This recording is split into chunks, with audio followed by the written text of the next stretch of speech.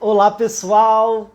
Sejam muito bem-vindas e muito bem-vindos a mais um episódio do nosso Fala Ansiedade. Hoje, dia 1º de dezembro. Estamos no dia 1º de dezembro aí, fechando o último mês de 2020, um ano tão desafiador. E estamos começando o nosso episódio número 93 do Fala Ansiedade e hoje, inclusive, com uma participação muito especial.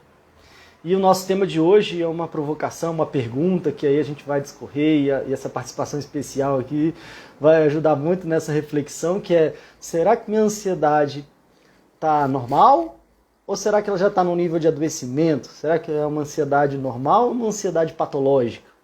Como é que a gente pode diferenciar isso? E ao descobrir e ao perceber que talvez já esteja no nível de adoecimento, o que a gente pode fazer? Quero saber se estão me vendo bem, me ouvindo bem. Deixa eu já chamar aqui o professor João Bastos. Opa, já deixa eu chamar. A Vanusa já falando aqui ansiosa, né? Que bom. Opa, oi professor. Olá, Pedro. Boa Tudo noite, boa jóia? noite. Boa noite, tudo jóia? Tudo jóia, Pedro, exceto que eu estava muito ansioso para participar hoje aqui, viu? Né? Eu acho que ele me pegou aqui também. Eu acho que foi um geral aqui. Inclusive, a Vanusa, inclusive, comentou que já estava ansiosa para o começo. A Vanderlânia falando que está perfeito, que bom, então está dando para ver bem, ouvir bem, né? Bom, professor, primeiro de tudo, quero te agradecer, né, a sua disponibilidade aí da gente estar batendo esse papo. A gente vai ter algumas surpresas aí ao longo, né, do nosso programa, tanto uma surpresa para entregar para o pessoal, também uma surpresa para o que a gente vai fazer aí, enfim, juntos, né? Então, fiquei muito feliz com essa possibilidade. Eu que aprendi tanto com você, com vocês do Instituto, com a doutora Sônia, enfim, com a Cornélia, fiz a formação com vocês no Instituto, depois já voltei lá esse ano também para estar mais próximo, querendo, sinto que eu aprendo muito, cresço muito com vocês, então é uma honra da gente estar compartilhando esse espaço aqui juntos, para mim. E para mim também é uma honra estar aqui.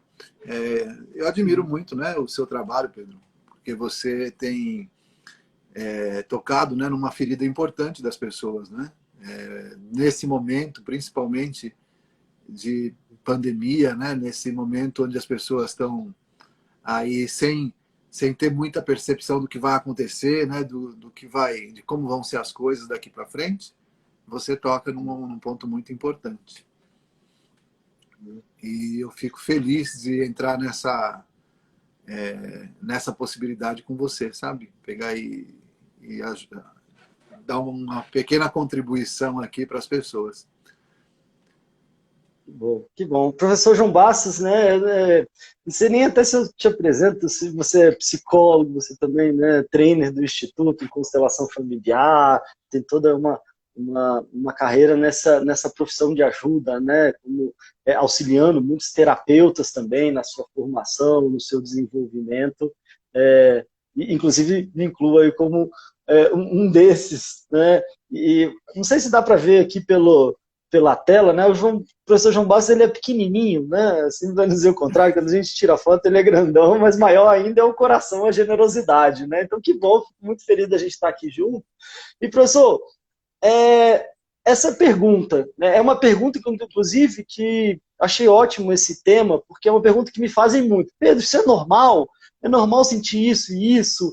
A gente sabe que é um certo grau de ansiedade que sim, que é normal, que é natural, que todos nós seres humanos temos, que eu falo muito até que nos ajudou na nossa sobrevivência como espécie, mas por outro lado a gente percebe também que há um nível já de adoecimento, né, que a gente traz aí como uma ansiedade patológica, uma ansiedade já de adoecimento, com sintomas complicados também físicos e emocionais. E eu queria, de repente, até já te passar a bola aí.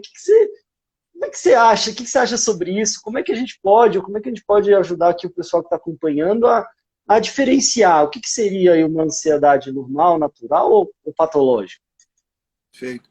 Pedro, bem, primeiro, né, queria te falar que eu acho que a nossa conexão está com algum problema, tá? Eu não sei como é que eu estou chegando para você, né? Mas você está chegando com Aham. muita falha. não estou conseguindo te ouvir, tá? Só pedaços do que você está falando, mas está Ah, picotando assim, a imagem paralisa direto, tá? Mas como eu vou falar eita. agora, então eu vou falando, né? Aí depois a gente vê Ah, se beleza. estabiliza melhor a conexão, tá? Ótimo, beleza. E aí a gente conta com o pessoal aqui que está acompanhando ao vivo também para ir comentando como é que tá para vocês e tal, e a gente pode ir tentando ajustar por aqui também. Perfeito. Eu, bem, há tempo, né? Eu sou pai, né? Então, ser pai, ter uma filha, né? A ansiedade realmente acontece, né? Então você imagina, né, que a espera quando você tem, né, a primeira filha, o momento de nascimento, o acompanhamento, etc. A gente fica realmente ansioso por algo que vai acontecer no futuro, né? Eu passei por isso e sei que meu coração, né, tinha taquicardia, tinha uma série de questões físicas, né, naquela expectativa de que ela fosse nascer. E eu acho que foi assim um momento muito forte, né, em que eu passei por um momento onde existia bastante dessa ansiedade.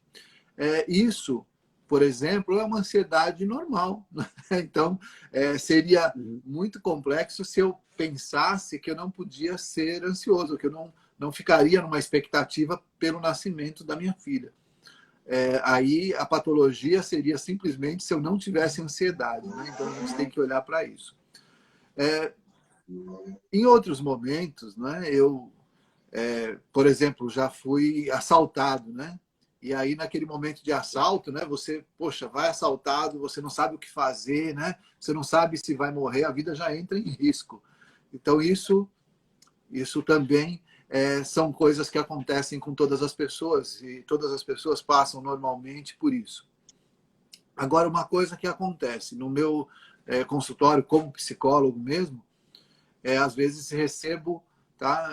Algumas pessoas, né? Tenho alguns clientes que vêm para mim, só que eles não têm um determinado motivo para ter ansiedade. Eles vivem em estado de ansiedade, como se a vida tivesse um risco, sabe? Então é algo muito exagerado, né? Como se a vida fosse acabar. E, fenomenologicamente, tá? Na fenomenologia, a gente diz que a ansiedade, né, ela um medo, né, simplesmente de que a vida vai acabar, de que alguma coisa vai terminar, que vai se encerrar de alguma forma, né? Então, é algo que coloca em risco a sua existência, tá? Então, quando a pessoa sente que a existência dela está em risco, aí ela pode entrar realmente numa ansiedade que ela pode se tornar patológica, quando não há motivo para isso. Tá? Então, quando não existe um motivo e a pessoa tem ansiedade constante, por exemplo, na psiquiatria, né, a gente pensa que se a pessoa tem ansiedade por mais de 6 meses constante, ela já está, né, com um estado de transtorno de ansiedade. E aí precisa realmente ser tratado. Então, a diferença, assim, as pessoas falam de ansiedade. Ansiedade é normal e é positiva também, né?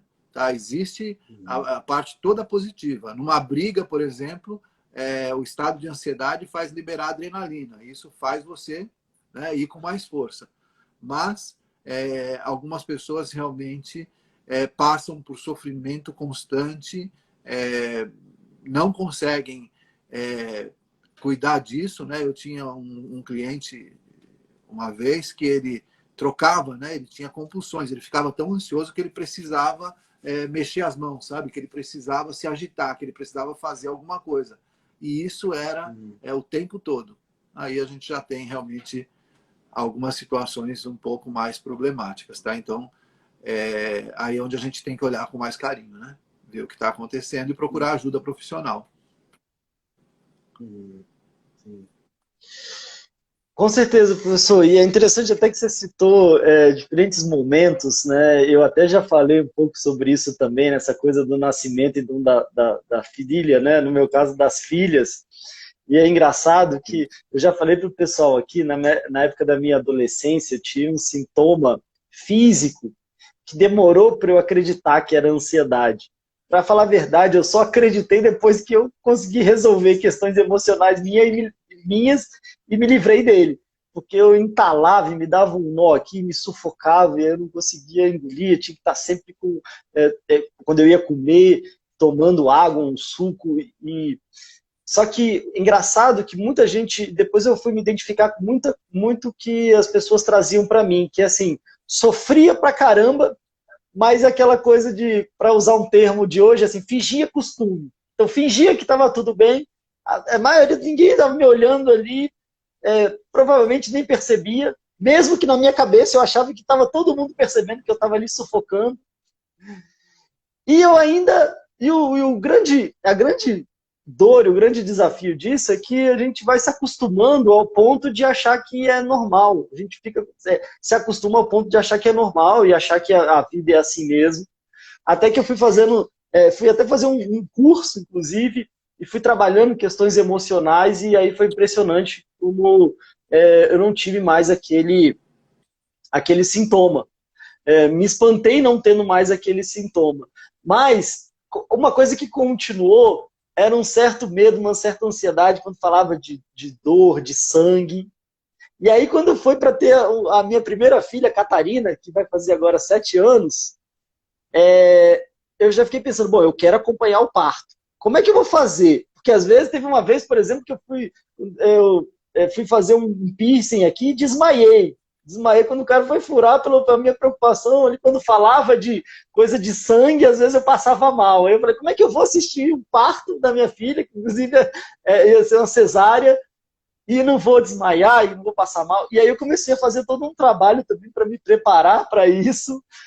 E com a segunda filha agora, depois de um certo tempo, mas eu continuei fazendo os exercícios de respiração, de alongamento, tem até algumas fotos eu me esticando. Mas então, ou seja, uma situação dessa, atípica e que é desafiadora, certo grau de ansiedade é natural, e o grande desafio é talvez até como é que a gente lida com isso para ajustar, de repente, para equilibrar nesses momentos mais atípicos, e se é algo constante, se é algo que não é uma exceção, mas é uma regra, aí, de repente, vale a pena talvez até perceber outros elementos. E aí uma coisa que eu acho que é muito rico, que eu acho que a gente vai conseguir explorar mais também, são elementos, às vezes, que não tem só a ver comigo, mas a ver com a minha história de vida, com o meu contexto familiar, com situações, às vezes, mais amplas e mais profundas que normalmente a gente não tem tanta consciência logo de cara.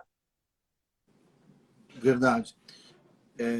Bem, de tudo que eu consegui entender, olha, falhou bastante, viu? Agora que tá dando umas picadas mesmo. Agora que estabilizou um pouco a conexão, tá? Mas entendi aí que tem as filhas, né? Também você passou aí por esses momentos, né? Sim. Eu até falei da minha filha, porque, olha só, agora chegou num ponto na minha vida, isso é meio complicado às vezes da gente falar, mas eu não falo muito a respeito disso. Mas eu fui, né? Eu tinha uma empresa grande, né? E eu estava aí com cerca de uns 30 anos, mais ou menos. E aí tinha, né? A minha filha era pequenininha, tinha, sei lá, 1 ano e meio, 2 anos, né? E aí o que aconteceu? Aí um dia ameaçaram a vida dela. Ameaçaram de rapto, né? E aí foi complicado, porque eu entrei num estado de pânico permanente. Tá? Então isso que eu falo, que aí às vezes existe um gatilho, existe um insight, e eu contei da minha filha, da ansiedade que eu tive lá com ela, no nascimento, né? Uma série de coisas, mas depois eu passei a ter realmente assim uma ansiedade constante, né? Uma ansiedade constante com o medo desse risco, né? De que pudesse acontecer algo com ela, né? De que alguém pudesse fazer alguma coisa. E isso perdurou realmente, foi uma situação muito difícil. Então eu sei o que sabe, as pessoas que têm ansiedade, né? Que têm ansiedade com medo, né? Você mesmo teve percebendo aí, né? Quantas pessoas hoje falam, né, do medo, né? E o medo, ele está ali junto com a ansiedade. Ele não significa, né? Existe o medo mesmo, existe a ansiedade. E medo, às vezes, também é algo positivo, né? Se a gente não tiver medo, por exemplo, a gente atravessa a rua sem olhar, né, para lugar nenhum. Então, é bom que Nos você protege, tenha né, medo, em certo que grau. aí você se protege, né? Mas quando esse medo, né, quando a ansiedade está muito grande, existe o medo também, por exemplo, às vezes a pessoa não quer sair de casa, sabe? A pessoa fica presa em casa. Eu, por exemplo, parei de andar ou de usar na época qualquer transporte, porque eu ficava com medo de estar lá, né? Ficava preocupado se algo pudesse acontecer, tá? E algumas pessoas, né, realmente começam a não sair. Só que às vezes esse medo ele não tem uma razão também lógica. Até nessa questão ainda tinha um gatilho que eu estava consciente. Mas tem pessoas que não têm noção do porquê estão ansiosas e dessa dúvida. E aí, uma coisa, Pedro, que nós não olhamos normalmente é a questão sistêmica. Tá? É assim, o que isso, né, que a ansiedade, ela pode ter componentes que têm a ver com o sistema. O que é um sistema? Um sistema é, por exemplo, a nossa família, tá? A nossa família, ela tem pessoas, né, que interagem. Então, tem o pai, a mãe, né, os filhos, tem irmãos, etc. Então, quando a gente coloca todos esses elementos, nós montamos ali, isso é um sistema familiar.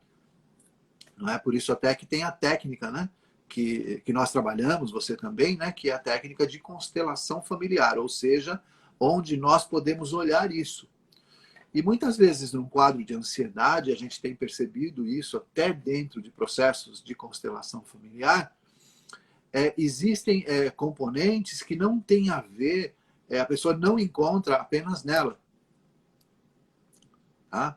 E assim, muitas vezes a pessoa ela pode estar com uma ansiedade e essa ansiedade não ter a ver com uma situação que ela própria vivenciou, mas, por exemplo, com um antepassado dela que pode ter vivenciado a situação e essa informação, né, desse antepassado, por exemplo, né, um antepassado que foi excluído lá atrás. Quando a gente está dentro de uma família e alguém lá atrás, por exemplo, é excluído, passa a viver com medo, não é? Passa a viver inseguro, cria aquela percepção de ansiedade e não tem lugar dentro do sistema para isso, fica uma informação. Isso não é esquecido pelo sistema. Eu sei que é um pouco difícil, né, para quem está vendo aqui a primeira vez, mas você imagina que algo que pode ter acontecido com outra pessoa, você, né, com um avô seu, né, ou com o pai, ou com um tio, com alguém da sua família, você possa estar vivendo um processo, tá, dentro da sua vida, um processo de ansiedade, sem saber o motivo, porque simplesmente não tem realmente um motivo real, sabe? Não é algo com você, mas é uma informação que você está captando do sistema. E quando você capta essa informação, você pode estar reproduzindo padrões que já ficaram lá atrás. E isso é mais difícil, né? Porque num processo, às vezes, tradicional, a gente não consegue encontrar. Aí passamos para que situação? O normal, para uma terapia cognitivo-comportamental, onde você tem que aprender a controlar os sintomas. Mas nunca você se cura, porque você vive a vida toda controlando o sintoma, tá? Aprendendo como ter controle sobre a ansiedade. E muitas pessoas sabem que quando você tenta controlar a ansiedade, o que acontece? Dá mais ansiedade ainda. Dá mais ansiedade. Por isso que quando a gente fala, né, a pessoa está ansiosa, você não fica ansioso. Mas não é nada disso, não tem motivo para você ficar. Por que Ou você senão tá roendo a unha, né? Aí alguém fala, tira a mão daí, tira a mão daí. Aí dá vontade de roer até o cotovelo, né? Porque não... Exatamente. Então é isso. Então, existem processos, tá, dentro do sistema que podem levar as pessoas à ansiedade. Isso pode ser numa empresa também, num sistema, qualquer sistema onde tenha pessoas que estejam interagindo entre elas, pode-se criar quadros de ansiedade a partir de um elemento influenciando o outro. Tá? O sistema, ele sempre está, o sistema familiar ou qualquer sistema sempre está buscando sobreviver e entrar num estado de equilíbrio, tá? E esse estado de equilíbrio ele alcança às vezes sacrificando algumas pessoas. E, infelizmente, pode ser que você seja essa pessoa que está sendo sacrificada pelo sistema. E se você não acordar, não despertar, não prestar atenção nisso, aí o sofrimento pode acontecer realmente. Professor, é interessante você estar trazendo isso, e como você bem disse, né, às vezes quando a gente vai se deparar com essa conversa, assim, a princípio, parece uma coisa meio estranha, meio difícil de assimilar, né? Muita gente fala assim, então eu já sei, deve ser porque é genético. Então, a minha mãe era ansiosa, ou meu pai era ansioso, ou meu pai tinha depressão, minha mãe tinha depressão, então aí eu tenho porque está no sangue. Ao mesmo tempo, a gente vê que não necessariamente é só por uma questão consanguínea, né? E como você disse, tem talvez uma informação mais densa ali no meu sistema, que às vezes é captada. E tem um nível que eu acho que até, não sei o que você acha sobre isso também, que assim como a gente aprende a falar, se, por exemplo, se me pegassem bebezinho aqui e me levassem lá para o Japão e eu fosse criado por uma família japonesa, eu ia aprender a falar japonês, ia aprender a questão ali cultural, né?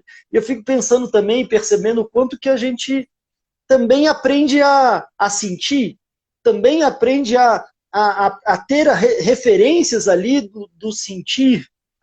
Tem aqueles estudos até da triangulação que o bebezinho já faz, né? De às vezes estar num ambiente com o pai, com a mãe, com alguém, e entra alguém, entra um cachorro, entra alguma coisa assim, e o bebezinho olha para o cachorro e olha para a mãe e para o pai. Se o pai e a mãe, dependendo da reação que o pai e a mãe têm, o bebê meio que acompanha, né? Então, me parece que tem coisas que talvez até para a gente poder introduzir essa temática, às vezes até para não parecer uma coisa muito de outro mundo, tem muito isso das vezes a gente aprender a sentir, ou que sentimentos, que sensações que ficam mais fortes ali no nosso contexto. Às vezes, quando a gente fala a questão de medo, né, muito da educação, a gente percebe que a educação às vezes é muito pautada pelo medo. Então, o bicho do saco vai te pegar, se você não fizer isso, não sei o quê, eu vou embora. E às vezes até a criança também, o amor que a criança tem pelos pais, e percebe às vezes algum sofrimento, e ela traz para ela, e ela acaba sofrendo junto, às vezes acaba adoecendo junto.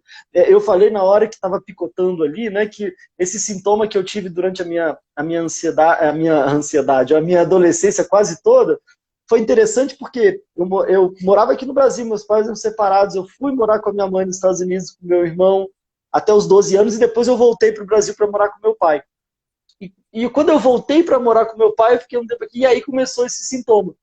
Mas que era um sintoma que eu ouvia da minha mãe, que também ela falava disso, que entalava, engasgava e tinha toda essa dificuldade. E aí é interessante que é como se assim, eu deixei, minha mãe ficou nos Estados Unidos com meu irmão, eu meio que deixei minha mãe, mas eu vim, e agora eu penso nisso, né? Talvez por amor eu trouxe a minha mãe junto comigo, Claro.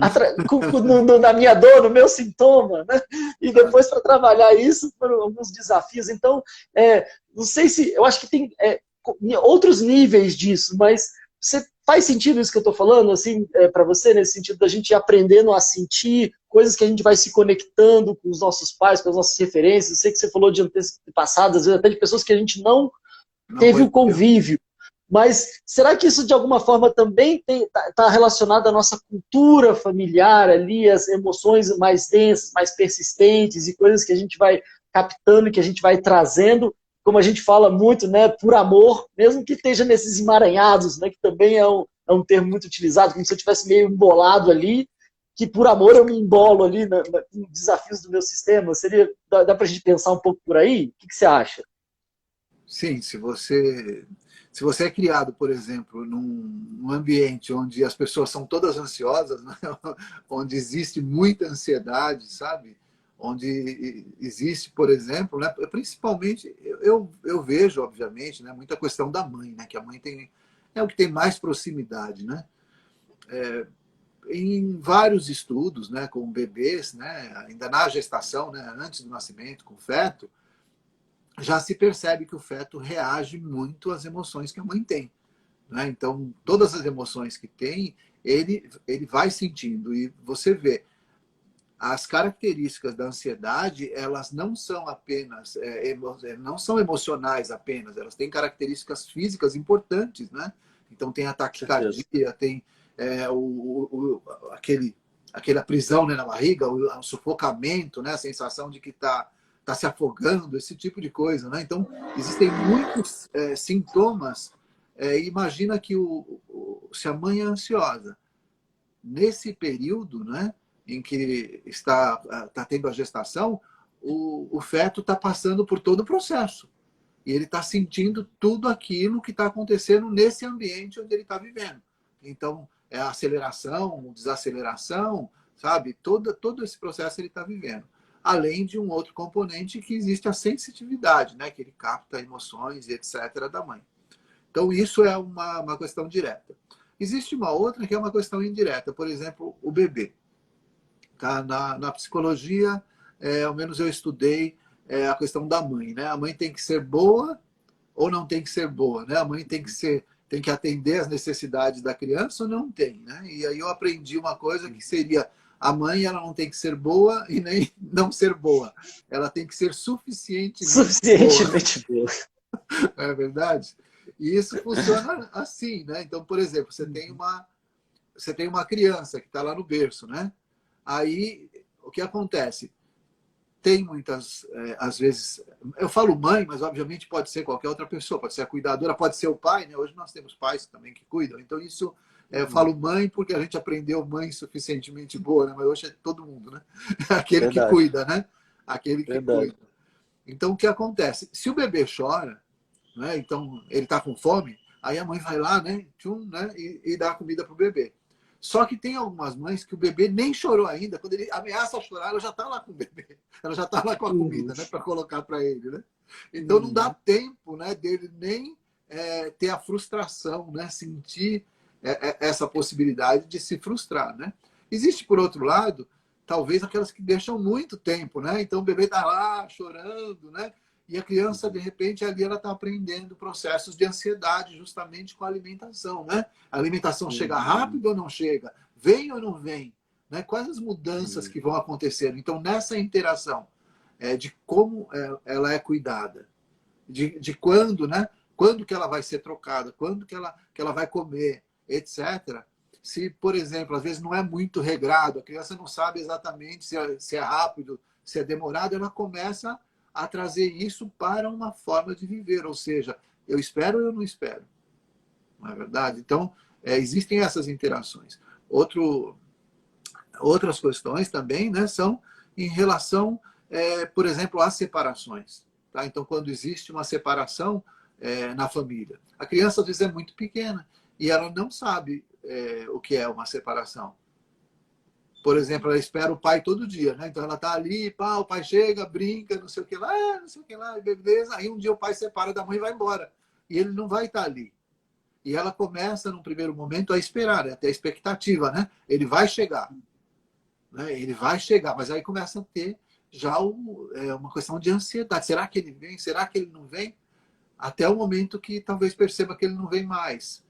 Mas essa sensação, então muitas coisas aprendidas nesses momentos, né, em que nós estamos vivendo, eles vão ser padrões que vão ser repetitivos, que depois vai se repetir, por exemplo, no relacionamento, sabe? Aí lá no futuro, né, a pessoa está lá esperando o marido, né, e aí quando o marido demora um pouco mais, ou está esperando a esposa, quando ela demora um pouco mais, já começa a entrar naquela, será que vem, será que não vem, será que vem, será que não vem, e aí já está num padrão e nem percebeu. E aí tem essa interação. Essa criança que fica viva dentro de mim começa a reagir ali. Começa a reagir, começa a reproduzir isso em todas as situações da vida. Aí vai para uma entrevista, a mesma coisa. Aí o patrão não responde na entrevista lá e não tem uma resposta. A pessoa começa a ficar desesperada, começa a ficar em pânico e não sabe, né? Exatamente, né, o que está acontecendo, mas isso vem, né? A nossa infância, nossa gestação e nossa infância fazem muita coisa pela gente, sabe, para o resto da vida. Então, verdade. E é interessante esse termo, né, da mãe, como você trouxe, da mãe suficientemente boa, se a gente for adaptar, né, o cuidador ou cuidadores suficientemente bons. É interessante até esse termo, se eu não me engano, até da Melanie Klein, né? Não tenho certeza se é da Melanie Klein.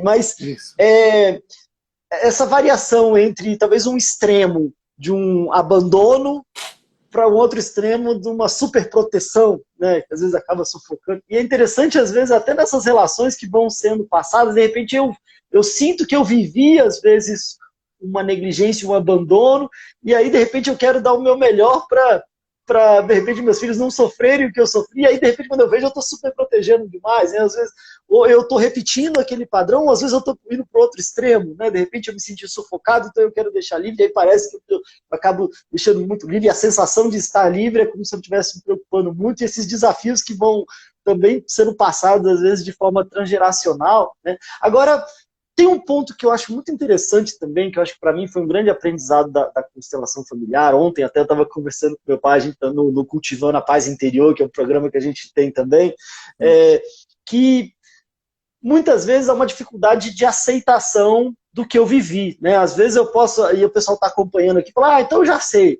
meu problema todo é da minha mãe, o meu problema todo então é do meu pai, ou do meu problema são dos meus pais que se separaram, ou do meu avô, né? Ou tá, se eu tivesse recebido mais desse jeito, se eu tivesse sido mais acolhido, ou se eu tivesse sido mais tal coisa, e às vezes essa dificuldade da gente aceitar até a nossa realidade, os pais que a gente teve, a percepção da vida que a gente tem, talvez também às vezes é um elemento desafiador, assim, e isso para mim também foi algo muito, muito rico, né, de perceber, da gente trabalhar, bacana até ter aqui a doutora Sônia aqui com a gente, né, por exemplo, lá no livro dela, ela traz até algumas afirmações de ajuste, de como é que a gente pode ir ajustando essas coisas dentro da gente, e também o pessoal não ter a impressão de que estão, já sei, minha ansiedade não tem mais solução mesmo, porque foi o problema então da minha mãe, do meu pai, ou de alguma coisa assim. Como é que olhar que a gente pode trazer para isso, até para o pessoal não, né, porque quem é que teve então um pai ou uma mãe perfeito que levante a mão aqui, somos todos seres humanos, assim como nós como pais também, né? E pessoal, então a mãe, por exemplo, eu fiquei nervosa na barriga, então agora ferrou a vida da minha filha inteira porque eu fiquei agoniada com o filho na barriga. Que mãe que não ficou agoniada com o filho na barriga? Então, como é que você vê isso, professor, para a gente colocar essa questão na discussão também? Então, nós somos seres que vivem num mundo multifatorial, né? Então, existem muitos fatores. E nós, na verdade, não somos reféns dos fatores. O que acontece é que a maneira um pouco como a gente interpreta. Eu gosto de lembrar daquela história, né, foram lá na cadeia, né, visitar um bandido, né, um assassino, que era terrível, né, e foram fazer uma entrevista para um estudo, né, para saber o que estava acontecendo.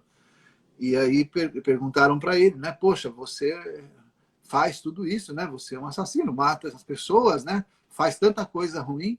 Fala, bem, eu vou te contar uma coisa, tá? Se você tivesse tido a minha infância, porque meu pai era alcoolista, batia na gente, batia na minha mãe, nós vivemos uma desgraça, não tinha comida, era muito ruim, você acha que, sabe? E ali era péssimo. Você acha que com uma infância assim, o que eu ia ser? Os caras falaram, né? Poxa, difícil, né? Complicado, não sei o que lá. Aí viram, fizeram um estudo. Só que descobriram que ele tinha um irmão, né? Aí esse irmão dele era médico, né? E foram visitar o médico, né? Aí esse médico era um cara muito bom, ajudava as pessoas, fazia tudo por todo mundo, né? E era um profissional excelente, tinha sucesso na vida. Aí foram lá e perguntaram para ele, né? Bom, não, você tem todo esse sucesso, ao que você dá, né? Razão para ter todo esse sucesso. Olha, eu tive um pai que era alcoolista, batia na gente, batia na minha mãe, a gente passava muita dificuldade, era muito difícil. Você acha que passando uma infância assim, o que eu podia ser se não queria ajudar as pessoas? Tive que me virar, né? Não, ele teve que se virar, mas ele interpretou que ele não queria que as outras pessoas passassem por isso. E o irmão dele queria se vingar. E muitas vezes nós estamos nessa situação. A pessoa... você pode acusar os seus pais de qualquer coisa. É meu pai que fez isso, que não sei o que lá. Não, eles passaram por problemas, por desafios, e aí vai da nossa interpretação. Então, de alguma forma, nós interpretamos de uma forma que pode gerar ansiedade ou não gerar ansiedade. Apenas que o fator está ali. Né? Mas vai depender do próprio organismo, de cada pessoa, daquilo que nós somos. Né? Então, cada ser humano é um ser único e especial. Por isso que eu gosto da fenomenologia. Né? Que a gente só aprende com o ser humano olhando cada ser humano. Então, por mais que a gente tenha até uma série, né, de explicações com relação às coisas, isso é apenas para que a pessoa, entendendo esse processo dela, entendendo como ela tomou consciência disso, a gente vai falar de consciência, né? Então existe uma consciência. Como é que eu tomo consciência das coisas? Isso é sempre individual, a consciência é sempre sua. Duas pessoas olhando a mesma coisa não têm a mesma resposta. Né? Você vê acidente de trânsito, né? Aí lá os caras batem o carro e aí você vai perguntar para cada um viu uma coisa completamente diferente, porque é a consciência daquilo que se mostra, tá? E aí nós temos, se fala de consciência, uma das coisas, né, que tem a ver com ansiedade é de como a gente toma consciência das coisas, principalmente das coisas do passado. Tá? Então, quando você olha para o seu passado, o passado ele determina muito como você vai olhar para o seu futuro. Porque olhando para o seu passado, muitas vezes, é que você, por exemplo, você sofreu um acidente de carro lá atrás, tá? Então foi lá e pá, sabe, esbagaçou tudo. E aí você entrou numa ansiedade, quando você chega perto de carro, você não consegue mais entrar no carro, tá? Então, um caso, tá? Outra pessoa pode não acontecer isso, mas imagina que essa criou isso. E aí ela, quando ela chega perto de carro, ela já começa a criar aquilo da ansiedade. Ou seja, ela está projetando no futuro o que aconteceu no passado.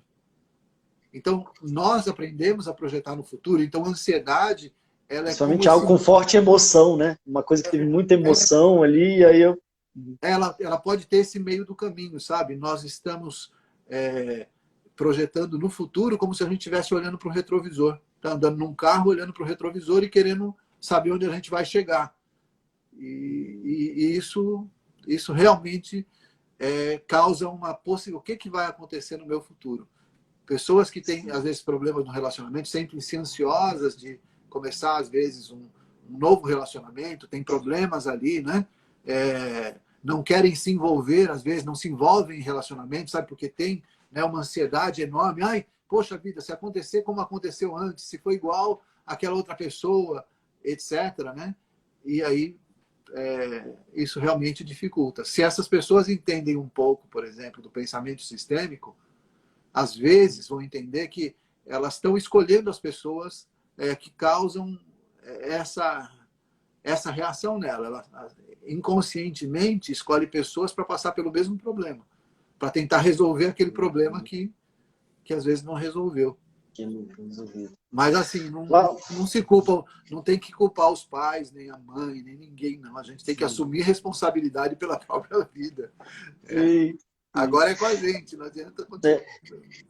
E é interessante, legal, essa história então dos irmãos é muito interessante, né? E ela fala muito sobre essa questão do significado que a gente dá, né? Quer dizer, que os dois tiveram o mesmo fato, a mesma história, mas cada um deu um significado diferente. E aí, talvez a partir desses significados, a vida teve um rumo diferente, né? Eu acho que é interessante porque muitas vezes a sensação que eu tenho é que a gente acaba ficando refém de um contexto enquanto a gente não traz consciência para ele, né? E aí vai repetindo padrões, às vezes eu vou me conectando com situações que parecem, meu Deus, eu tenho o dedo podre, o que aconteceu? Eu joguei pedra na cruz, e parece que a minha vida fica repetindo aquele padrão, e às vezes eu sem perceber tendo a minha participação ali. Ao mesmo tempo, quando a gente talvez tem um espaço, um momento de reflexão e pode trazer consciência, né, pode trazer a luz da consciência, a gente pode perceber, e aí até ter possibilidade de dar novos significados. Se antes, de repente, eu achava que a culpada é da minha mãe, porque ela fez isso, porque ela fez aquilo, e de repente, se eu me abro para perceber, talvez qual que foi o contexto que estava ali acontecendo ali na vida, na minha família, qual que foi o contexto da onde ela veio, o contexto mais amplo ali, de repente, e até a percepção do que foi possível, e que talvez até se não fossem os desafios, seja dela, seja do meu pai, seja da minha família, eu também não estaria nem nascido, né? Então talvez a gente vai dando novos significados, novas possibilidades, e aí tendo a força de estar mais, né, com a rédea das vidas na mão, ou seja, saindo de uma posição de refém, às vezes me percebendo vítima da minha situação, do meu contexto, ou às vezes de uma forma inconsciente, reproduzindo padrões que eu nem percebo, para ter a possibilidade de, ao perceber, ao trazer mais consciência, poder decidir um pouco mais em relação ao meu caminho, ao meu caminhar, enfim, também percebendo o meu contexto. Perfeito. Olha que tem muita pergunta aí, né? Tem muita gente perguntando muita coisa, né? Mas a Regina ali está falando, né? Tá perguntando se a ansiedade é sempre hereditária. Então a gente já acabou de comentar isso, né? Não é sempre hereditária, não. A gente tem uma questão multifatorial, podem ter vários fatores, tá? E quando a gente fala de reprodução, de comportamento ou reprodução, não exatamente, né? Talvez você possa até ter algum conhecimento, Pedro, você é tão especialista, né? Você é especialista em ansiedade, né? Se tem essa questão hereditária também, tá? Então eu não sei dizer, eu não sei porque não estudo dessa forma, né? Então não vejo como hereditária, mas não sei se tem esse fator, tá? Se você quiser falar um pouco a respeito, se tem alguma informação sobre isso, não tem. Mas dentro do que a gente está falando, nós estamos falando fatores sistêmicos, fatores de comportamento, fatores aprendidos, né? E fatores assimilados aí da família. Mas não sei se hereditariamente os genes vão determinar se a pessoa pode ser ansiosa. Aí eu já não sei dizer.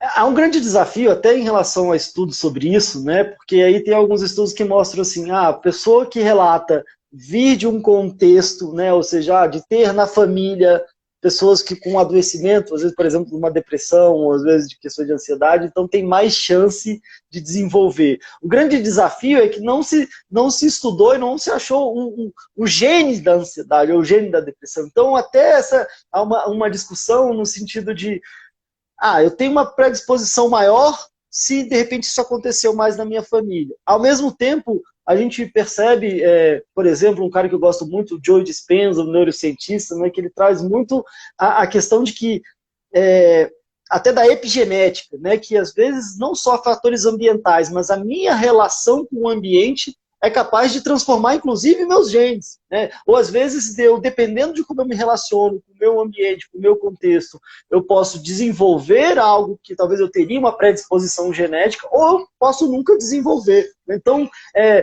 teve uma época que se acreditou que tudo ia ser explicado ali com o estudo do genoma, e a gente ia saber exatamente todo o gene, tudo que a pessoa ia desenvolver pro resto da vida, como se fosse algo muito matemático, mas na verdade o que se percebe é que é longe disso, né? Inclusive estudando gêmeos, né? Que tem praticamente a mesma genética, e cada um às vezes segue caminhos diametralmente opostos, como esse da história que você trouxe, né? E às vezes também fatores ou pessoas também que não têm uma ligação consanguínea, mas que também às vezes captam e reproduzem, e naquele ambiente, naquela cultura, acabam desenvolvendo também situações e adoecimentos que, por essa família pela qual ela foi acolhida. Né? Então, eu acho que, acho que é só essa explicação de que é genética tira, inclusive, até a nossa possibilidade de atuação, né? Como se falasse, não tem jeito mesmo, é genética, não tem como mudar, né?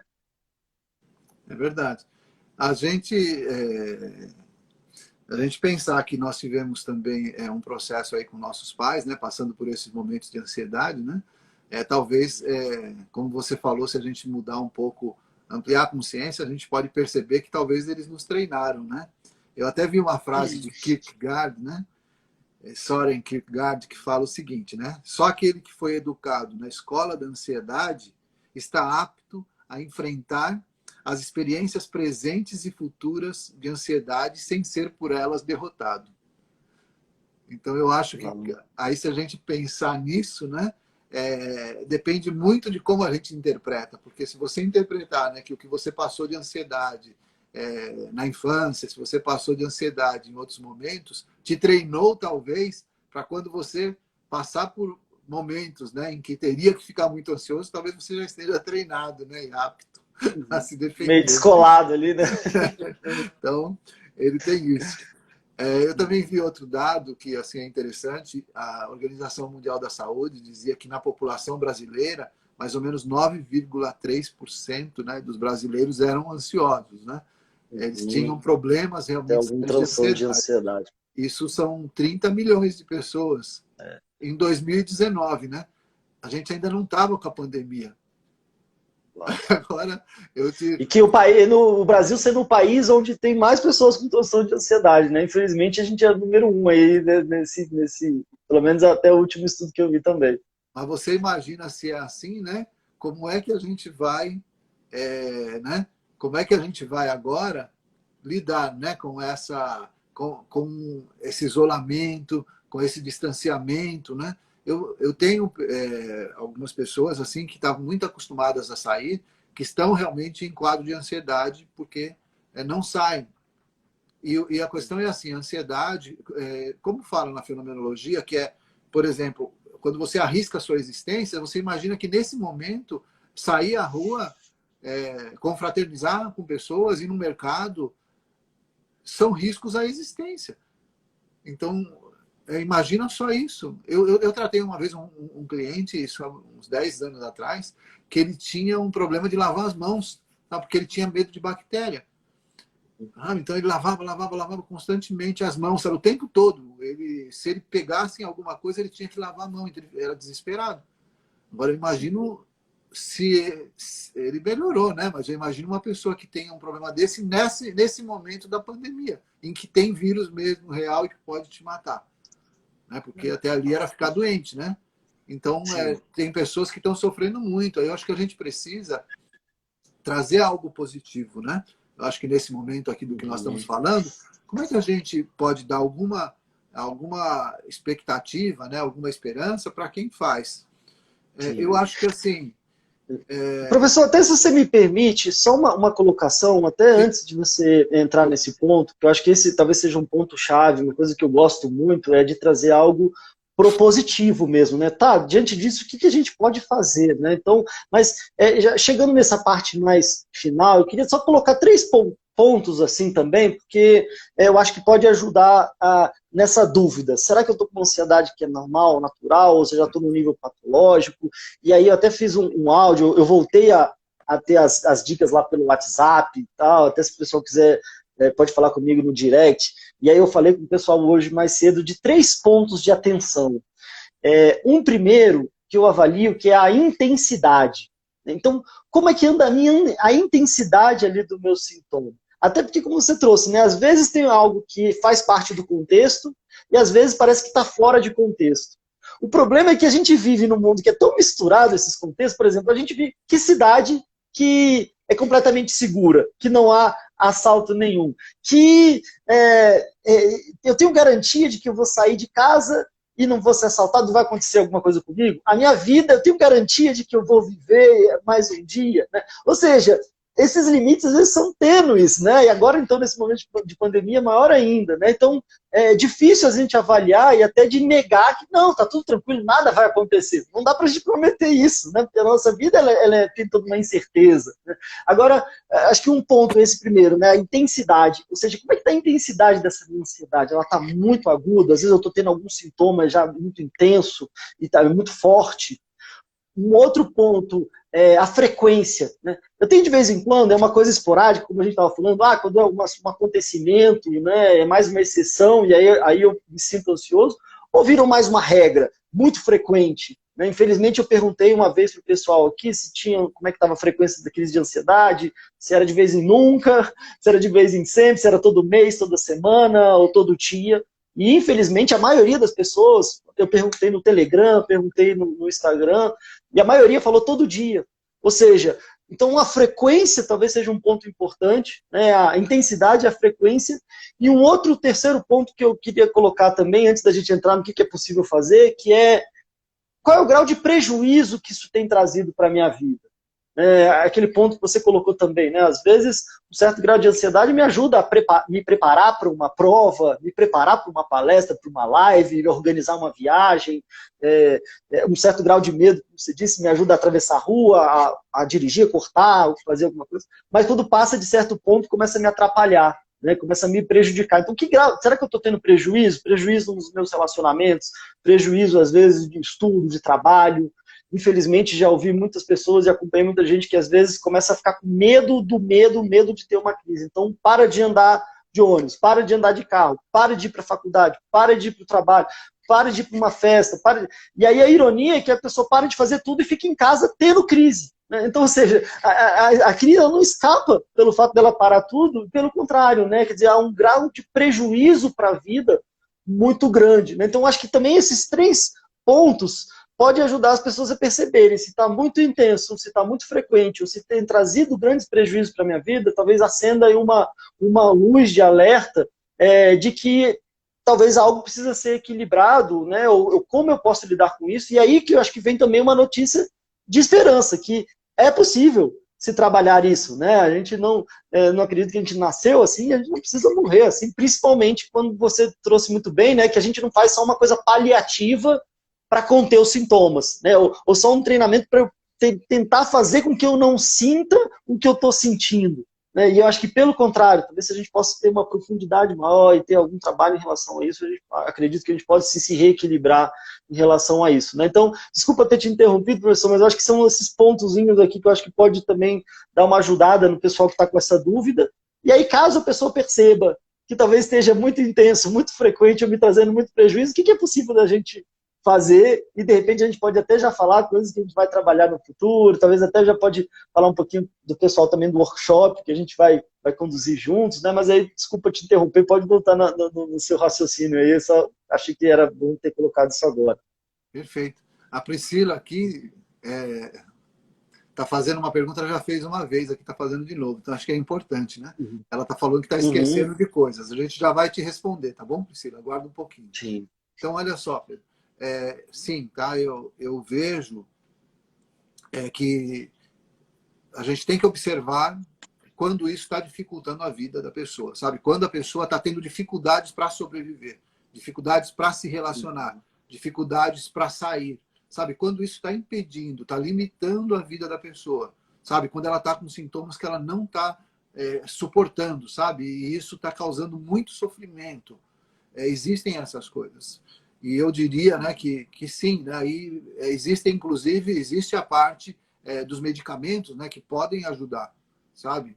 A gente não pode ser contra medicamento, a gente tem que entender que tem processos em que a pessoa precisa do medicamento e, assim, eu já recebi pacientes ansiosos e a gente foi trabalhando, ele foi melhorando e depois o próprio psiquiatra pede para reduzir e vai reduzindo aos poucos o medicamento. E esse é o processo, então buscar realmente a solução. Eu vejo, né, que como a própria ansiedade é uma questão de eu não sei o que vai acontecer também, sabe? Pessoas assim, não sei, pode acontecer isso, né, o que vai acontecer amanhã, será que vai ter vacina, será que não vai ter, será que vai ter, né, que eu vou poder sair, o que será que vai acontecer amanhã, será que eu vou me dar bem no meu trabalho? A pessoa precisa organizar também um pouco a própria vida. Eu acho que uma questão vem da organização, organizar, planejar, dormir, ter uma higiene do sono, cuidar da alimentação, cuidar para que tenha certa previsibilidade, para ela não ficar ansiosa pelas coisas que vão acontecer. Uma pessoa absolutamente sem agenda e com um quadro de ansiedade pode ter um problema maior. Outra coisa em relação à própria informação que a gente pega. Tem pessoas que são ansiosas e ficam o tempo todo assistindo televisão com canais que estão falando de crime. E ela está com medo de morrer. E parece que ela fica se retroalimentando, né? Quer dizer, daqui a pouco, ai meu Deus, só existe crime. Tá? Porque aquilo que você focaliza, você potencializa. Então eu vejo que tem muita coisa que nós podemos fazer. Tá? Começar a trabalhar um pouco a nossa mente, a nossa consciência, entender os processos que estão acontecendo, procurar, por exemplo, um psicólogo, um profissional competente dessa área, para que ajude a ampliar essa consciência, entender que aqueles processos podem ter sido diferentes, procurar um profissional de constelação familiar, que eu acho que ajuda, para você perceber, né, se vem processos desse sistema familiar, né, que é uma área bastante importante hoje, que explica muitas coisas que às vezes não tinham explicação, né? Buscar se conhecer, buscar se organizar e cuidar da informação que chega para você, sabe? Cuidar de ter coisas boas, de fazer meditação, de ver... hoje na internet nós temos tudo, talvez na TV a gente não tenha essa opção, né? Mas na internet você tem programação maravilhosa, se você quiser. Você vê de tudo hoje acontecendo na internet, você pode optar pelo que você quer. Então, eu vejo isso como importante. Assim como a gente escolhe o que come, né? o que a gente absorve, o que a gente assiste, né? Eu vou comer qualquer lixo que tiver aí, qualquer lixo que me oferecer, eu vou passar mal, né? Se eu ficar absorvendo qualquer coisa que estão me bombardeando, talvez isso possa estar me fazendo mal também, né? Sim, é verdade. E faz mesmo, tá? Se você se conectar com essa informação, é informação densa. A gente não tem informação densa só vinda da família. Nós temos informação densa vindo da TV, sabe? Pessoas que ficam ali e continuam naquilo, mas elas ainda justificam muitas vezes, dizendo, mas como é que eu vou ser uma pessoa desinformada? Pô, sabe? Vai morrer, sabe? Desse jeito. Porque tá... nosso tempo está passando, a Priscila perguntou, esquecimento pode ter? Sim, né? Se você, às vezes, sabe, gente, se a gente agitar muito aqui a nossa mente, se a gente ocupar muito a nossa mente, a mente, ela é seletiva, tá? Ela sempre vai ser seletiva, ela não pode guardar tudo. Nós temos muita informação o tempo todo. O cérebro, ele é seletivo. Ele vai guardar muito mais as questões, por exemplo, emocionais, automaticamente, coisas que tenham emoção. Tá? Então, ele é mais propenso, obviamente, a potencializar as questões emocionais. Aquilo que a gente está sofrendo pode ficar mais potencializado. E com isso, às vezes, você é tão agitado, tão concentrando, algumas coisas você pode esquecer, o cérebro pode deixar de lado. Porque ele talvez nem preste atenção. Porque naquele quadro ansioso, naquele quadro emocional que você está, você não consegue já se concentrar e prestar atenção na informação que está chegando. Então, acredito sim, que se você está passando por isso, gente, respirar, meditar, cuidar da informação e se organizar é a dica que eu tenho para hoje. Tá? Pedro, lembra o pessoal depois de mandar um direct, tá? Para a gente pegar e dar o presente, que a gente preparou algo especial aí para vocês, tá? E aí quem mandar o direct depois vai receber aí um brinde muito especial. Manda para o Pedro aí, né? Tá, Pedro? Aí você fica ansioso, vai na sua caixa postal para responder todo mundo. Ah, pois é, pois é. E é interessante isso, professor, que você estava falando, na questão da Priscila, né? Acontece muita gente relata essa questão da dificuldade com a memória, e às vezes isso pode estar vinculado, como você disse, até por uma falta de presença, né? Quantas vezes, às vezes, você está lendo um livro e a cabeça vai para o outro lado, de repente você terminou a página, ué, o que isso aconteceu? Ou, de repente, você está dirigindo e está no piloto automático, mas já cheguei, ou passei a entrada. E quando eu estou muito preocupado, como você disse, às vezes por situações que eu vivi, projetando lá na frente, é como se eu não tivesse presente, né? Tem até um filme que é muito interessante sobre isso, que é aquele Clique, do Adam Sandler. Eu acho que é do Adam Sandler, não, eu acho que é dele, mas fala que ele tem um controle remoto que ele vai passando, acelerando o tempo, e às vezes é como se eu não tivesse presente, então ele estava ali no meio de todo mundo, mas como se ele não tivesse ali. E aí, poxa, parece que passou, não lembrei, e aí minha cabeça está cheia de um monte de outras coisas, um monte de preocupação, então talvez um exercício interessante pode ser isso, de resgatar essa presença, né? Às vezes esse desejo de querer ter tudo muito sob controle, questões relacionadas até à minha autoestima, à minha relação comigo mesmo, pode estar aumentando o meu nível de insegurança, de sentir sempre que há uma ameaça, Pedro, né? Às vezes uma... Pedro, não vai, Sim. A gente tem 1 minuto, acho que não vai dar tempo para ter muita coisa. Não, né? Professor, mas fica tranquilo que a live aqui ela não corta mais. Me liberaram mais de 1 hora. Isso é uma bênção, é uma penitência, porque a gente tem o nosso horário para fechar mesmo. Eu estava ansioso com esse horário.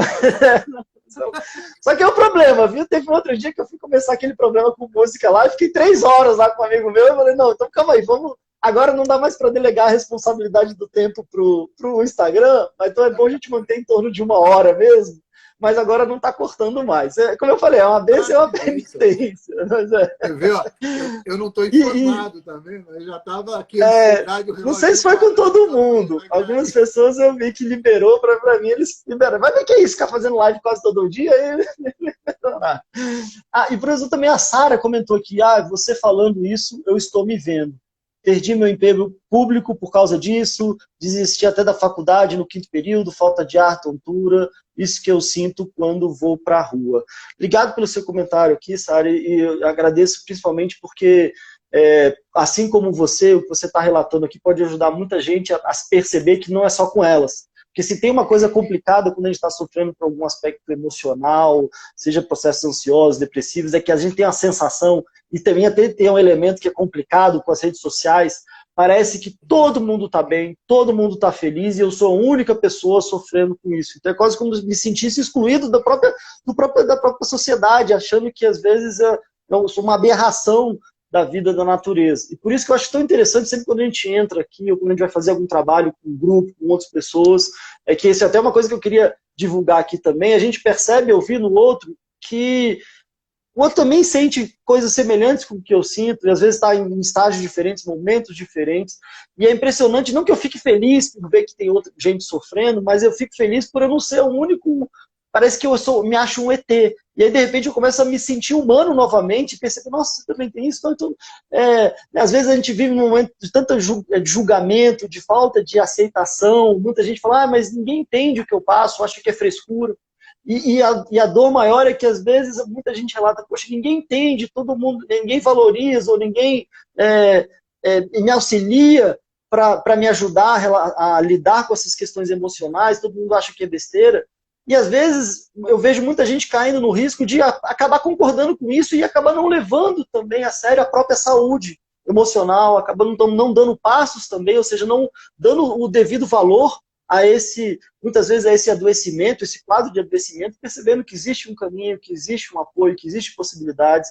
Eu acredito muito até que quando a gente está junto, reunido, num propósito, claro, com pessoas que talvez estejam preparadas para lidar com isso, e a gente se implica também, a gente assume responsabilidade sobre a nossa saúde, é muito possível uma transformação, é muito possível, inclusive, utilizar dessas situações mais difíceis para a gente dar um salto de qualidade na nossa vida. E aí é exatamente esse presente que a gente preparou, né, professor? O professor, inclusive, me estimulou bem a preparar isso. A gente está organizando aqui, que é um e-book, que é um capítulo num livro que eu escrevi, tá, no e-book, a gente vai compartilhar com o pessoal que acompanha aqui a gente. Então, você está acompanhando ou está ouvindo pelo Spotify, só vem no meu Instagram, Pedro Costa, _fala ansiedade, me manda um direct aqui, que a gente está organizando um link certinho para você poder receber esse e-book, esse capítulo, que é justamente quando eu falo um quadrinho que a gente usa para usar as dificuldades como um trampolim para a nossa vida e não deixar com que aquilo nos afunde. Né? Agora, a Fernanda, inclusive, comentando aqui, né, que a vida melhorou muito depois que parou de ver jornal, novela, né? Legal, atividade física, o pessoal trazendo aqui algumas coisas também. E, professor, antes da gente fechar também, a gente já está, inclusive, com inscrições abertas.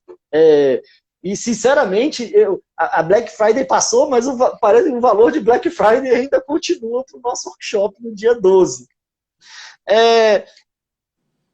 Como eu falei até no início, muito feliz da gente estar tendo esse bate-papo aqui, muito feliz da gente poder conversar mais e da gente estar junto também nesse workshop do dia 12, onde a gente vai, num espaço fechado, né? A gente vai fazer lá pelo Zoom, onde a gente vai ter mais tempo também, tanto para falar um pouco mais e principalmente para ter algo mais propositivo em relação a exercícios, algumas técnicas, algumas coisas que durante ali o nosso workshop podem ser trabalhadas para um entendimento maior, para um nível de consciência maior e talvez para um nível de empoderamento maior em relação a decisões e ajustes aí em relação à ansiedade. Né? Então, acho que seria legal já comentar um pouquinho sobre isso. Quais são as suas expectativas? O que você acha que o pessoal pode esperar desse nosso workshop? Inclusive, já deixar aberto tanto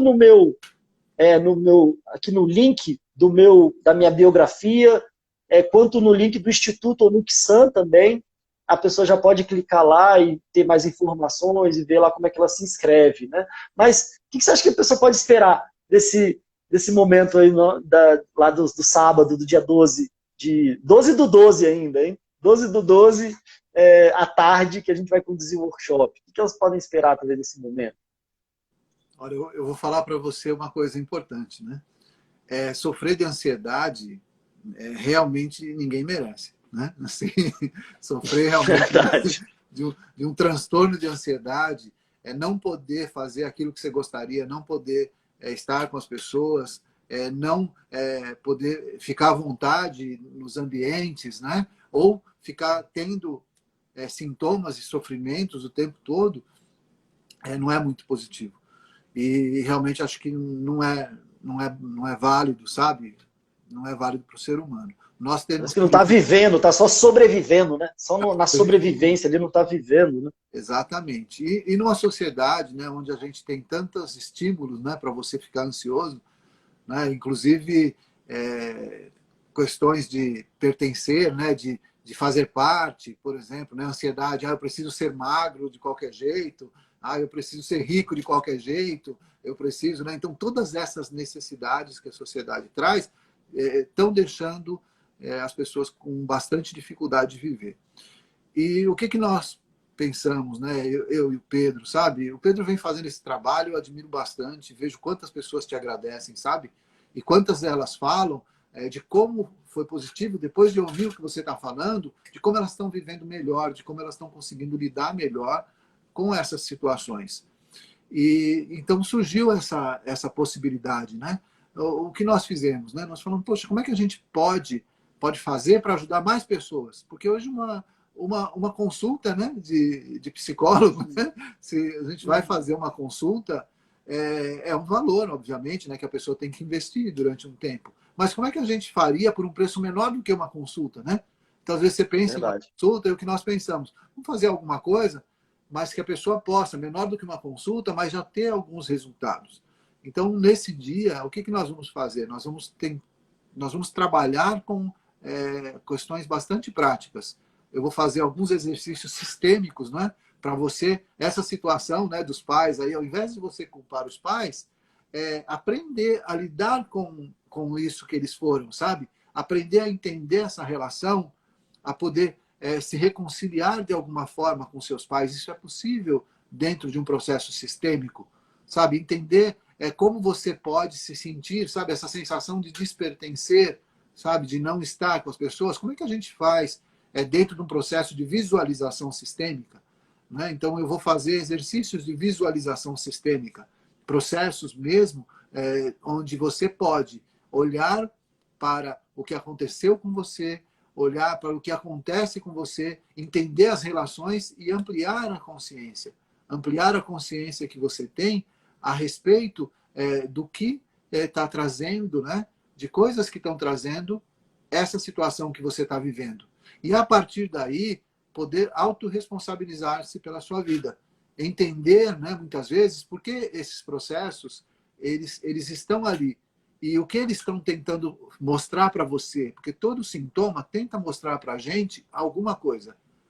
Então, meu trabalho, principalmente, vai estar focado nessa parte sistêmica, com alguns acréscimos, né? Como eu sou Esse negócio é bom, viu, gente? Pergunta como é que eu sei disso. O negócio é bom. Você foi falando, eu até já respirando mais fundo aqui. É verdade, porque realmente, sabe, nós não somos sozinhos no universo. Nós viemos de uma família, sabe? E hoje o Instituto Onuxan, ele acredita, né? O Instituto Onuxan é a empresa, né, que eu represento, eu com a Sônia Onuck, né, que é a escritora do livro Constelação Familiar. Nós viemos com um objetivo, tá? E nós queremos que vocês estejam com a gente. O nosso objetivo é que, se nós reestruturarmos a família, se nós conseguimos reorganizar as famílias, se nós conseguimos fazer as famílias se darem melhor, a gente vai resolver muito desses problemas. Inclusive, muitos dos problemas de ansiedade que são nascidos na família, são nascidos nessas relações mais difíceis, são problemas que a gente traz lá de trás. Então, o nosso objetivo é uma sociedade melhor, uma sociedade onde tenha mais bem-estar, onde tenha mais saúde. E assim, aí nossa ideia, sabe? Vendo a ansiedade como um desses problemas, a gente buscou um grande profissional, que é o Pedro, né, que vem fazendo esse trabalho, que é dedicado a isso, especialmente na questão da ansiedade, e vai nos brindar, né, Pedro, com várias coisas. Você já me falou de coisas muito bacanas que você vai fazer, de exercícios que você está preparando, né? E eu, né, estou ansioso, né? Eu estou ansioso para Boa. participar dos seus exercícios aí.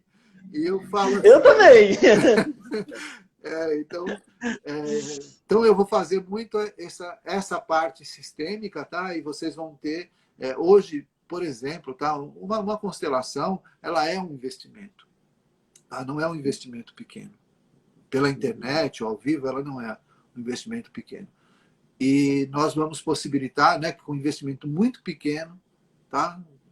Muito pequeno mesmo, tá? Menos que uma sessão, muito menos que um trabalho de constelação, você poder passar por esse processo. E o Pedro, não é, Pedro? E você, psicólogo, constelador, né? E tantos títulos lá que eu vi lá na sua biografia, né? Demora para contar o que você vai trazer para a gente um pouquinho, o que a gente vai poder oferecer, né, para essas pessoas, né, que estão precisando tanto aí de dar uma mudada, sabe, de ter mais bem-estar na vida delas. Sim.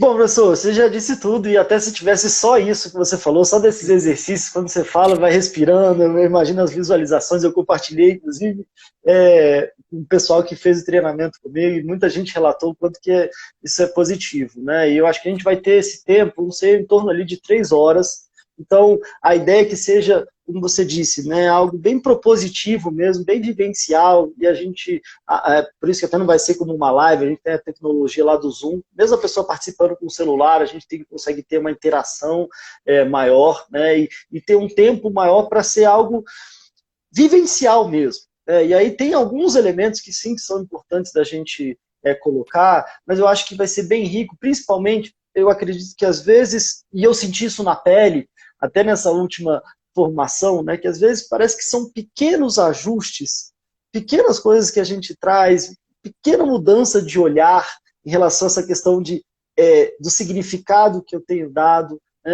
a minha percepção diante do que está acontecendo, bem isso como você falou, no sentido de que eu posso aprender com tudo isso que eu estou vivenciando, o que meu corpo está querendo me dizer com isso tudo que eu estou sofrendo, assim como às vezes a dor, né? Eu acredito que a dor tem um caráter importante de comunicação. Se a gente bota a mão no fogo, ainda bem que a gente sente dor para a gente poder tirar. Então, se a gente está tendo dor, está tendo sofrimento, é uma indicação importante da gente perceber o que isso está querendo me dizer e o que seria esse tirar a mão do fogo, né? Ao mesmo tempo, eu acredito muito que a gente, sem perceber, pode estar favorecendo para o nosso adoecimento, com as coisas que a gente imagina, com aquilo que a gente fala para a gente mesmo. Então, tem exercícios que são simples, mas eu acredito que são muito poderosos em relação a isso, né? Da gente poder ir retomando as rédeas da nossa vida, dos nossos pensamentos, e aí muita gente falou assim, mas eu não escolhi, quando eu vi, meu pensamento já me dominou. Mas você tinha escolhido alguma outra coisa que você queria? Você tinha escolhido como é que você queria?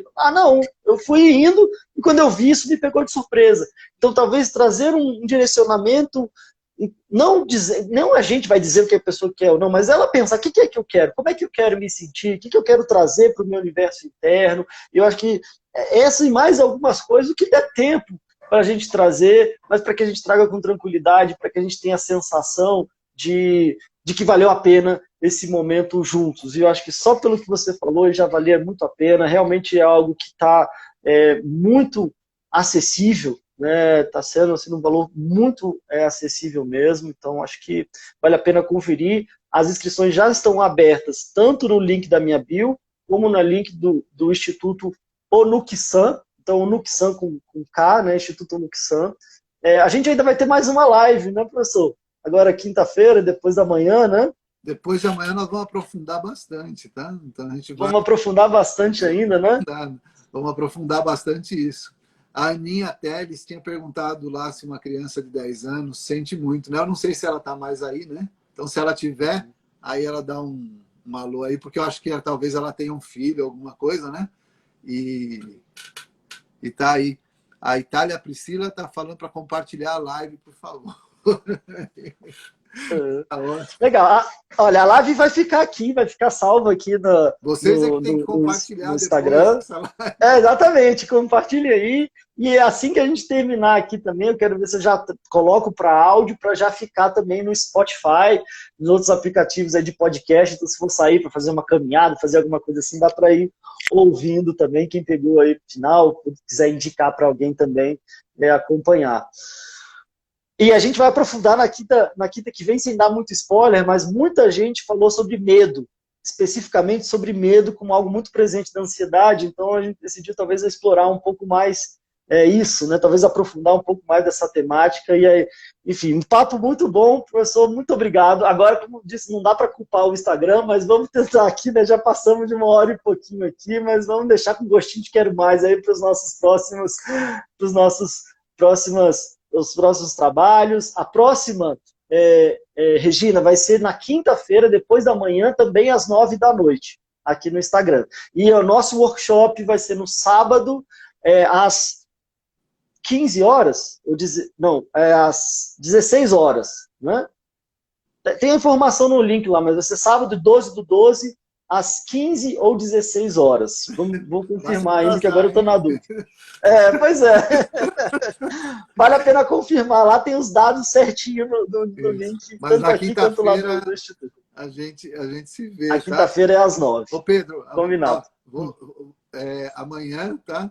A Regina está aí, né? Tem tantas mulheres aí. Amanhã eu vou estar aqui fazendo uma live sobre feminismo, viu? A visão dos homens sobre o feminismo aqui no Instituto Anuxan. Olha que legal. Aí quem quiser também pode vir. E que horas que vai ser? Vai ser umas 21 horas, eu não sei. Então, pessoal, quem estiver pelo lado daqui do Instagram, não deixa de seguir lá Instituto Anuxan para saber a informação direitinho. A gente tá bom de horário, hein, professor? Eu não tô... Olha só, cada um, hein? É verdade. Então, é isso. Não tenho nem como olhar nada agora, viu? Vai ser, eu acho que às 19 ou às 21 horas também. É bom que o pessoal vai lá, não deixa de seguir Instituto Anuxan, com K. Esses conteúdos fantásticos também, lives com o pessoal, enfim, vale a pena acompanhar demais, assim, tem muito conteúdo, inclusive muito emocionante. Vira e mexe eu assisto umas coisas lá e é de arrepiar, é muito emocionante. Professor, eu te agradecer muito a sua entrega. Como eu falei, eu acho que, não sei se você não ouviu, que estava cortando no início. Eu falei que proporcionalmente ao seu tamanho, que você é pequenininho, né? É o tamanho do seu coração, da sua generosidade. E agora eu falei isso no início e ficou claro aqui no nosso final do nosso papo. Quero te agradecer demais, quero agradecer a atenção do pessoal aqui. Enfim, se quiser falar uma palavrinha final para a gente poder fechar. Perfeito. Olha, o que eu quero dizer para as pessoas é que quando a gente pensa, né, que nós vivemos uma vida finita, né, que vai chegar um momento em que nós não vamos mais estar aqui, né? Essa finitude da vida, ela por si só já causa, né, uma ansiedade, né? A gente pensa, né, o que vai ser depois, né? Como é que eu vou viver? Quando vai ser esse momento, né? Então a gente vive sempre nesse risco, a gente não sabe o que vai acontecer. Então o que eu falo, realmente a gente não sabe o que vai acontecer em momento algum da vida. E a ansiedade é justamente a gente ficar ansioso porque não sabe o que vai acontecer. Então, o que eu vou falar para vocês? A fé, sabe? Quando a gente passa a ter fé, quando a gente passa a acreditar em algo maior do que a gente, aí nós podemos ter certeza de que nós estamos sendo cuidados. E existe, né, uma força maior que cuida da gente e sabe exatamente tudo, né? E que as coisas não acabam, né? Nós somos seres eternos, nós somos imagem e semelhança, né, do Criador. Então, quando a gente estiver muito ansioso e que nada estiver resolvendo e que você não conseguir, de modo algum, achar uma esperança, uma expectativa, né, e aquilo tiver, fecha o seu olho e entrega, sabe, essa ansiedade. Entrega, fala, eu não sei nada, eu não sei o que vai acontecer, mas eu sei que existe uma força inteligente, que existe uma força maior que está cuidando de tudo para mim. E colocando no seu coração isso, constantemente, e cada vez que você fizer, essa ansiedade, né, que é esse medo que nós temos, esse risco e etc., ele vai diminuindo. Porque a gente passa a saber que nós estamos sendo cuidados o tempo todo. E que nós somos seres de amor, sabe? Criaturas que são muito amadas. E você que está me ouvindo aí, né? Você que está aí do outro lado, saiba de uma coisa. Você é muito amado. E sempre existe essa força, existe esse Deus que está cuidando para que aquilo que seja melhor para você sempre aconteça. Então, respira e aceite isso. Show. Uau, show de bola. Muito obrigado, professor. Gente, tchau, tchau. Beijão para todo mundo e até a próxima. A minha cliente vai te seguir aí. Pedro, vou te seguir. Opa! Seja muito bem-vinda, seja muito bem-vinda. Tchau, tchau. Tchau, tchau. Até mais.